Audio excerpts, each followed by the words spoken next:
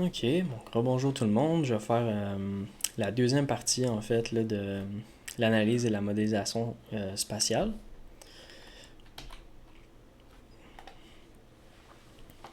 Donc, dans la modélisation spatiale, je vais vous présenter en fait là, la méthode issue de la géostatistique. Puis cette méthode-là, en fait, c'est une méthode statistique qui est issue de la théorie des variables régionalisées de Georges Materon, euh, qui s'appuie en fait sur deux aspects. Donc, un aspect structuré, déterministe. Exemple, y est égal à x plus b, qui est une régression. Puis ensuite, on va également utiliser l'aspect aléatoire. Donc, on va s'intéresser à la fonction de covariance puis au variogramme, en fait. Puis, on va également s'intéresser au crigeage, donc de Danny G. Cridge, qui est l'inventeur de cette méthode-là, pour faire une interpolation spatiale. Donc, on va utiliser en fait la théorie des variables régionalisées pour faire notre interpolation spatiale qui s'appelle le crigeage. Donc, la géostatistique, ça s'intéresse en fait à des données en continu dans l'espace. Puis, la méthode d'analyse spatiale qu'on va utiliser, c'est le calcul du variogramme expérimental, qui fait partie un peu de l'analyse spatiale. Puis, euh, on va faire plusieurs variogrammes, on va faire des variogrammes directionnels, des variogrammes de maths, pour vraiment plus comprendre notre pattern euh, spatial. Puis ensuite, quand on va arriver dans la modélisation du variogramme, donc on va fitter en fait un modèle théorique à notre variogramme expérimental. Puis ensuite, on va utiliser ce modèle-là théorique pour faire notre crigeage. Donc le crigeage, en fait, c'est une interpolation euh, spatiale. Puis on va... c'est quelque chose qui va rendre la réalité plus smooth, en fait. Donc, pour reprendre, en fait, là, je suis allé chercher la traduction du mot smooth sur Internet. Le crigeage, en fait, va lisser la réalité, en fait. Euh, mais c'est... la méthode du crigeage, en fait, elle va lisser la réalité, comme je viens de dire, mais ça va également... les prédictions vont être meilleures, en fait. Parce qu'on va un peu plus donner de l'importance à l'aspect déterministe de notre prédiction. Puis on va essayer de prédire en fait plus la moyenne. Donc la moyenne qui est la valeur attendue euh, dans le domaine spatial. Donc le crichage va être meilleur en prédiction spatiale en fait. Si je veux prédire la variable euh, dans le domaine spatial, ben, le crichage va être meilleur. Par contre, si je veux simuler euh, la réalité, en fait, c'est que je veux que ma simulation spatiale, ma prédiction spatiale soit le plus près de la réalité possible, donc elle ne soit pas lissée, mais je vais faire des simulations conditionnelles, en fait. Donc, je vais accorder beaucoup plus d'importance à ma fonction de covariance. Euh, Puis, on dit conditionnel, en fait, parce que la simulation, en fait, est conditionnée par des observations sur le terrain. Donc, je vais conditionner ma simulation sur les observations que j'ai déjà faites. Donc, je sais qu'ils sont vraies. Puis, on va faire la simulation pour le reste. Tandis que je peux faire des simulations non conditionnelles basées sur des modèles théoriques de variogrammes. Puis, je vais juste faire des... Je vais créer en fait des patrons spatials, mais uniquement théoriques basés sur des variogrammes que j'ai inventés. Euh, donc, ils sont pas reliés à une réalité spatiale.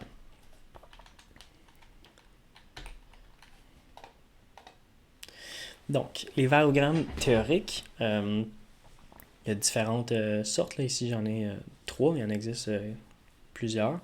Donc, il y a les variogrammes gaussiens, en fait.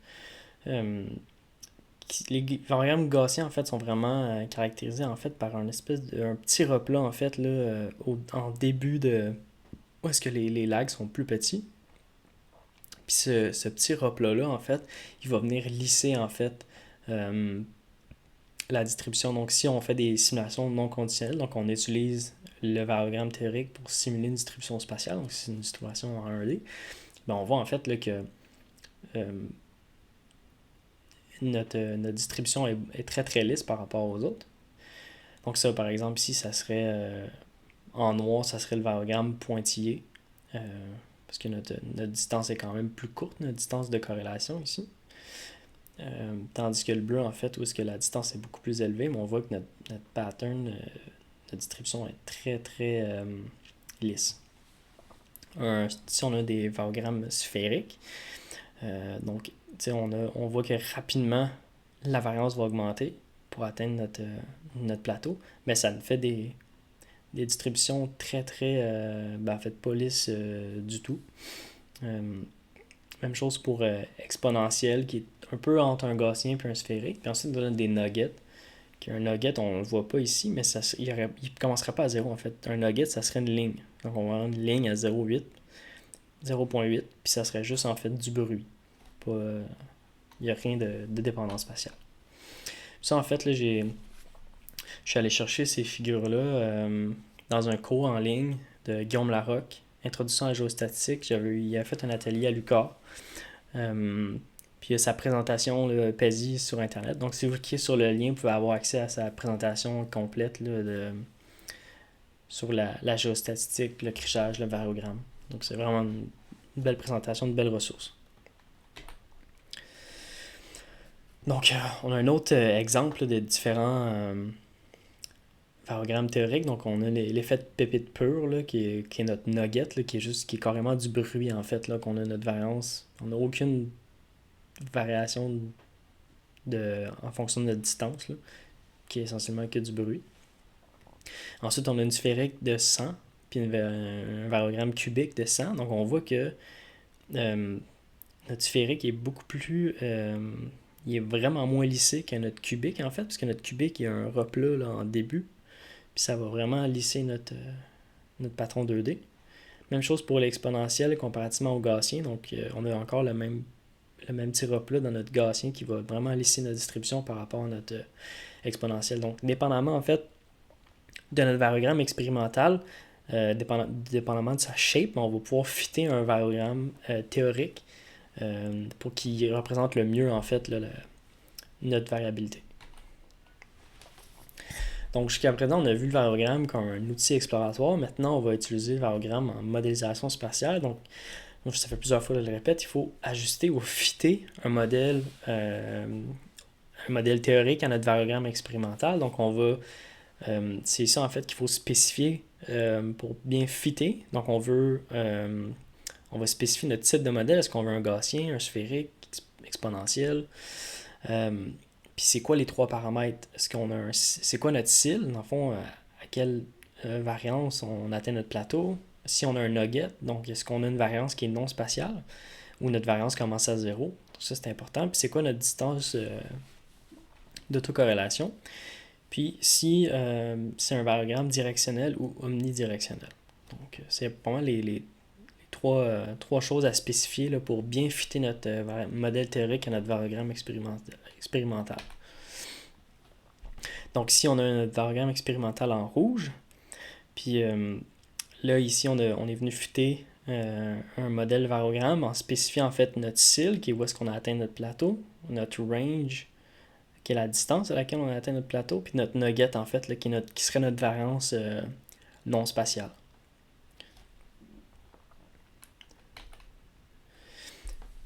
Donc ici, on a des variogrammes isotropiques puis anisotropiques. Puis on voit en fait là, que dépendamment des directions, ben on a vraiment des variogrammes qui sont très très différents. Puis ça, je peux utiliser plusieurs variogrammes dans mon crichage. Si par exemple j'ai des... comme on voit ici le scénario 4, on voit qu'on a une direction dans préférentiel en vertical, mais on en a également une en horizontale. Puis sont encapsulés en fait dans nos deux variogrammes ici. Donc le crichage, qu'est-ce que c'est? C'est une méthode d'interpolation spatiale. Puis mais il y a d'autres méthodes d'interpolation spatiale qui sont déterministes. Le crichage, son avantage en fait, ça inclut en fait une manière déterministe, puis également une composante stochastique, puis ça procure une estimation de l'erreur de prédiction, contrairement aux méthodes déterministes. Donc on a notre surface de prédiction ici, Puis on a notre erreur, en fait, ou notre variance de prédiction. Ben là, est en dessous, en fait, mais on peut calculer les deux, en fait. Donc, on va avoir une carte de prédiction, puis on va avoir une carte de variance, puis on va voir dans quelle zone l'erreur est beaucoup plus élevée. Puis ici, on voit qu'on a des points blancs. Ben ici, en fait, c'est où est-ce que l'erreur est pratiquement nulle parce que c'est nos points d'observation. Donc, l'erreur est pratiquement nulle où est-ce qu'on a mesuré pour de vrai sur le terrain, puis on voit que l'erreur augmente où est-ce qu'on a moins d'informations. Donc, il y a différents types de crigeage. Donc, il y a le crigeage simple et ordinaire là, qui ressemble essentiellement. Donc, on va utiliser uniquement le variogramme. Il y a il y a le crigeage indicateur. Donc, s'il y a des variables binaires, donc si on a des groupes, par exemple, là, si on est à l'intérieur ou à l'extérieur d'un groupe, on va pouvoir utiliser cette variable-là pour prédire. On a des crigeages universels. Donc, si notre variance est non stationnaire, donc on a une tendance spatiale. Donc je vais utiliser ma position x et y pour m'aider à prédire. Donc ce que je vais faire, c'est que je vais faire une régression spatiale, une régression linéaire simple, mais avec mes coordonnées x et y. Puis je vais utiliser cette régression-là pour faire ma prédiction. On a le crigeage avec drift externe, donc on a des tendances qui sont spécifiées par une variable externe. Par exemple, pour la température du sol, ben, je trouve qu'il y a une relation statistique entre une variable externe qui est par exemple la pente. Bon, si j'ai un raster de pente sur mon domaine spatial au complet, puis je trouve qu'il y a une relation statistique sur mes points que j'ai échantillonnés entre ma variable puis ma variable externe, donc entre ma pente puis ma température, ben, je peux utiliser cette relation-là pour prédire sur mon domaine spatial au complet. Parce que j'ai les valeurs de pente sur mon domaine spatial au complet. Donc, le crigeage par bloc, c'est une estimation sur une surface plus grande que le support d'échantillonnage. Co-crigeage, c'est de deux ou plusieurs variables ensemble. Puis du crigeage factoriel, c'est du crigeage multivarié ou par échelle. Donc, nous, pour le TP, dans le cours, on va s'intéresser au crigeage avec drift externe.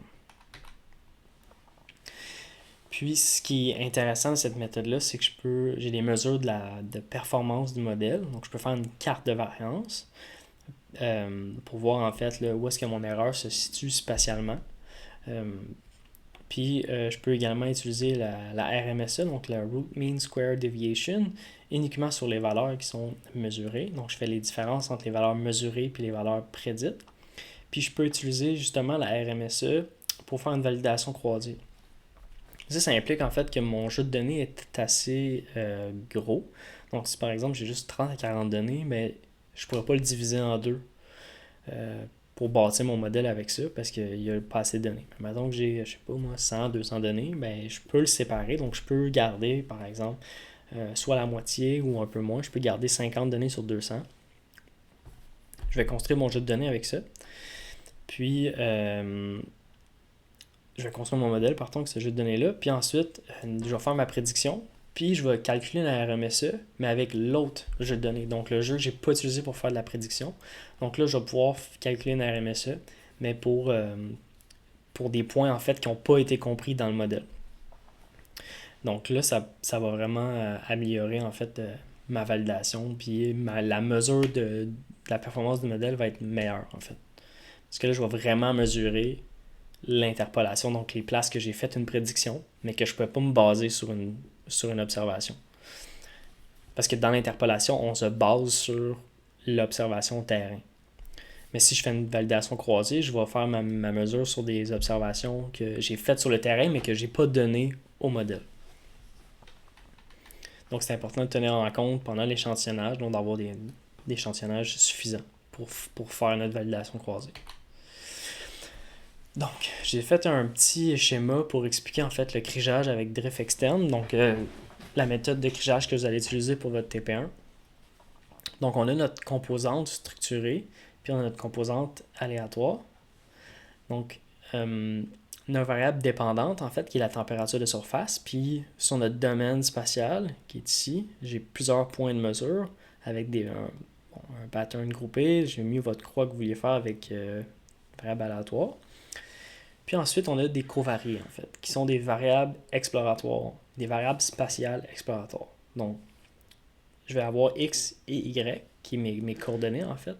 Donc, si par exemple, sur mon domaine spatial, ben, les températures sont plus chaudes ici que ici, puis on a une tendance, mais ça veut dire que X va pouvoir m'aider à prédire parce que cette zone-là ici est plus chaude en fait, puis les températures vont augmenter de gauche à droite. Donc X va pouvoir m'aider à prédire, donc il va sortir significatif là, dans la régression linéaire. Ensuite, je peux avoir d'autres variables, donc par exemple la pente, l'altitude. On va voir aussi qu'il y a d'autres variables qu'on peut entrer, je vais expliquer plus tard. Donc ici, on bâtit vraiment une régression linéaire spatiale. Quand je dis spatiale, c'est que mes variables exploratoires sont spatiales, mais c'est une régression linéaire classique. Ensuite, à partir de cette régression-là, ben, je vais avoir une variance expliquée par mon modèle. Donc, ce que je vais prendre, c'est que je vais prendre les résidus de mon modèle de régression linéaire, donc la partie qui n'est pas expliquée par ce modèle-là. Puis, je vais faire un variogramme expérimental, puis je vais fitter un modèle de variogramme théorique. Donc, ça ici, en fait, je vais juste le répéter, en fait, là, on fait notre régression linéaire. La partie qui n'est pas expliquée, donc les résidus, je fais un variogramme expérimental, j'y fit un variogramme théorique. Puis c'est avec ces deux composantes-là que je vais additionner ensemble, donc ma composante expliquée par ma régression linéaire, puis mon variogramme, je vais les additionner ensemble, puis ça va faire mon crigeage avec drift externe. Donc je vais avoir ma prédiction en fait. Donc je vais lui donner en fait, là, ma prédiction, je vais lui donner le domaine spatial. Puis sur ce domaine spatial-là, il faut que mes covariés soient mesurés sur l'ensemble. Donc si par exemple j'ai la pente, ben, il faut que j'y donne une grille en fait, où est-ce qu'il va savoir la coordonnée x, y. Bon, ça, c'est assez facile, mais il faut qu'il sache la pente aussi pour chacun de cette grille-là, parce que lui, c'est comme il faut que je fournisse une matrice. Puis pour chaque valeur, il va avoir la coordonnée x, y, puis il va avoir la valeur de mon covarié, donc la pente. Il n'y aura pas nécessairement de température de surface, parce que c'est ça qu'il va estimer. Donc, il va utiliser les coefficients de sa régression linéaire, puis des coefficients, des coordonnées, pour calculer la valeur de température de surface, basée en fait sur sa grille, en fait, qui contient toutes les covariés. Donc, il va estimer la température pour chaque cellule de la grille. Et je vais me retrouver avec une carte de prédiction des températures, puis je vais avoir aussi une carte de variance, en fait. Puis la variance, en fait, elle va être faible autour des points d'observation, puis plus élevée à mesure que je m'éloigne. Puis ensuite, je peux faire une RMSE pour mes points mesurés, dépendamment si j'ai fait une validation croisée ou pas, mais je peux quand même faire une RMSE pour les points que j'ai mesurés, même si je n'ai pas fait de validation croisée. Donc, les variables spatiales exploratoires, donc c'est une variable dont on possède un raster sur la zone d'étude au complet. Ça va limiter en fait les variables spatiales, là, parce que c'est quand même des variables qui sont quand même plus difficiles à obtenir, là, parce qu'ils ont une couverture complète. Mais je peux en dériver à partir de l'orthomosaïque. Pour revenir à notre TP, ben, ça va être des choses qu'on va mesurer avec l'imagerie drone, donc l'orthomosaïque. Donc je peux avoir un indice de couleur, un type de végétation, ça va être une variable catégorique par contre, donc on va voir que la régression ici va changer un peu, mais c'est très faisable. Je peux avoir le NDVI ici, je peux l'utiliser comme variable spatiale exploratoire. Puis si je peux également utiliser que le MNT, donc le modèle d'élévation numérique, pour calculer par exemple le TPI, le TRI ou le potentiel de radiation. Donc là, il va utiliser uniquement, il va prendre un raster d'élévation, puis il va calculer en fait le TPI, ça va être la forme. Donc les places qui vont avoir des bosses ou des creux. Le TRI, c'est sur la rugosité. Puis le potentiel de radiation, mais il va simuler le passage du soleil sur le raster pour dire ok, ben ici ça va être une zone où il va y avoir beaucoup plus de soleil, puis cette partie-là va être plus à l'ombre dans un relief. Donc je peux utiliser tout ça pour bâtir mon modèle de régression, puis ensuite pour faire la prédiction. Euh, Puis, si vous avez des MNT, il existe deux librairies de traitement géoscientifique, j'en avais déjà parlé. Il y a GraphGIS, puis il y a Saga. Les deux sont disponibles dans QGIS. Puis, à partir d'un modèle d'élévation numérique, vous pouvez dériver énormément de variables spatiales exploratoires. Puis, donc par rapport à l'accumulation de la neige par le vent, donc les zones protégées, puis des zones qui sont plus soumises à l'érosion. Si on donne, mettons, une direction du vent, ben, il va y avoir des zones où est-ce que la neige va être transportée puis redéposée. Donc, ça va être. Mais tout ça peut être uniquement mesuré à partir d'un MNT puis une direction de vent. Puis, potentiel de radiation, TPI, TRI, il y en a plusieurs. Donc, je peux me trouver plusieurs variables spatiales exploratoires pour construire mon modèle puis voir en fait s'il y a des régressions à partir des régressions linéaires, voir si j'ai des variables spatiales significatives. Donc, qu'est-ce que je vais voir en fait au début? On va faire une régression linéaire spatiale. Donc, est-ce que le patron spatial possède une tendance? Donc, ce que je vais faire, je vais voir s'il y a une relation avec la variable que j'essaie de prédire puis les coordonnées. Donc, on regarde ici des slabs, c'est l'épaisseur de la plaque de neige susceptible de créer une avalanche que j'ai mesurée avec une sonde sur le terrain. Puis, ça, en fait, les X, c'est la coordonnée Y. Puis, ça, en fait, là, c'est les différents points que j'ai mesurés. Puis le noir, en fait, là, c'est une petite plaque. Puis 0.7 jaune, c'est une grosse plaque. Donc on voit ici que juste avec les coordonnées Y, on semble avoir une tendance qui augmente. On ne sait pas si cette tendance-là est significative, mais il semble avoir une tendance. Donc je vais le tester en fait dans ma régression linéaire. Donc ce que je vais faire, c'est que je regarde en fait si une partie de la variance spatiale pourrait être expliquée par autre chose. Donc pas nécessairement les coordonnées, par d'autres variables spatiales. Ce que je vais faire, je vais utiliser la sélection de modèles, donc ce qu'on appelle la méthode stepwise. Donc je rentre énormément de variables spatiales exploratoires que je pense pourraient avoir un lien. Donc c'est une des hypothèses. Puis il va optimiser à partir de l'AIC, donc le High Key Information Criterion. Ça, c'est en fait c'est de la théorie statistique pour faire de la sélection de modèles en régression linéaire. Donc c'est pas uniquement au domaine spatial, donc c'est juste. Mais c'est le même fonctionnement. Donc si je vais utiliser la fonction LM dans R, je vais mettre dslab qui est ma variable exploratoire, je vais mettre toutes mes variables, pas ma variable indépendante, je vais mettre toutes mes variables spatiales exploratoires. Puis je vais lancer le modèle, puis je vais appliquer step, puis il va me sortir en fait c'est quoi les variables que lui juge significatives. Donc on se retrouve avec un modèle parcimonieux, donc avec moins de variables, un modèle simple, 2 variables au lieu de 11. Puis il me dit en fait que la coordonnée X puis le TPI sont des variables significatives. Donc on voit ici avec les 3 étoiles, en fait, c'est parce qu'on a un seuil de p-value qui est très très bas, donc ça veut dire qu'il est significatif. Puis en utilisant uniquement X et TP1, je peux expliquer 49% de ma variance. Donc j'ai un R carré de 0.49 avec un p-value qui est significatif. Donc ce que ça veut dire en fait, c'est que je peux uniquement utiliser X et le TPI pour faire une prédiction spatiale de l'épaisseur de ma plaque. Donc ça serait la composante structurée. Donc je vais faire predict raster stack en fait là, qui est plusieurs raster de mes variables.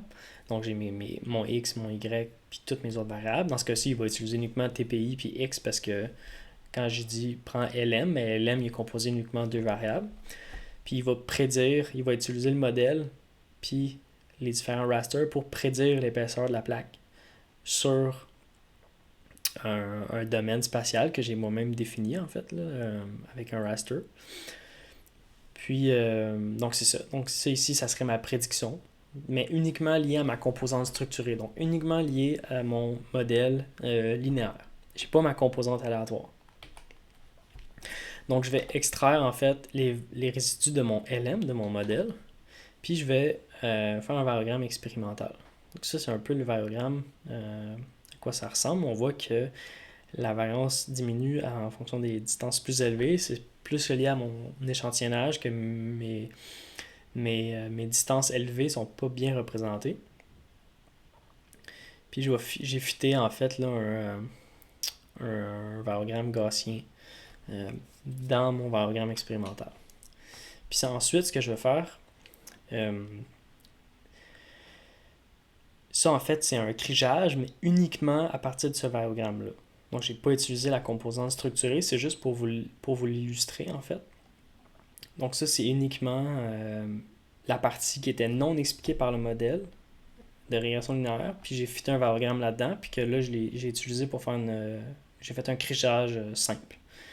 Donc on voit qu'il y a comme des petites zones en fait là, qui varient parce que mon épaisseur de la plaque varie après 2, 3, 4 mètres. Donc c'est une variance qui est très très petite.